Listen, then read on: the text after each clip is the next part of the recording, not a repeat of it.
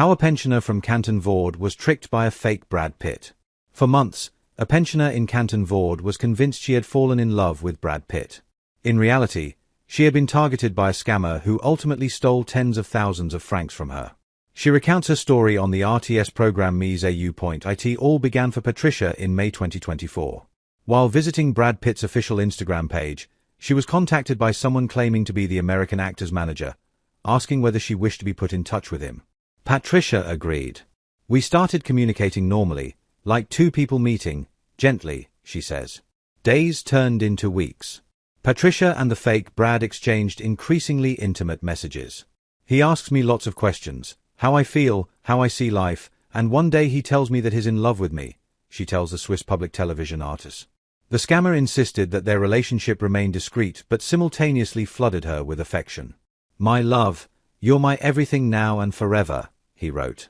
Patricia admits, "It felt like a real relationship was taking root, so I allowed myself to slide into that feeling." The scam begins. After a while, the scam takes shape. The two lovers want to meet. But the fake Brad Pitt asks for a large sum of money, which he justifies in a text message. "Baby, my manager is asking for $50,000. He explains to Patricia that this is the same fee for anyone who wants to meet him. At first, she refuses, but it's only a matter of time. I said to myself, well, maybe it's the way they do things. I've never been in contact with an actor. So she made an initial payment of $30,000, then a further $20,000, convinced that their meeting would finally take place. A downward spiral. In late summer 2024, the real Brad Pitt attended the Venice Film Festival to promote his new film with George Clooney. Patricia believed the moment had come. "I pack a little luggage, hoping he'll tell me to come." He did not. Instead, the scammer sent flowers and a note, "I love you so much, baby. I can't wait to spend the rest of my life with you." Pitt, sick. Patricia was caught in what psychologists call commitment bias. After investing so much, turning back becomes emotionally and mentally difficult. The scammer, or scrambler, the term used for romance scammers operating online, demanded an additional $10,000 for supposed medical fees, then another $10,000. A former medical assistant, Patricia was far from wealthy, yet the pressure was overwhelming.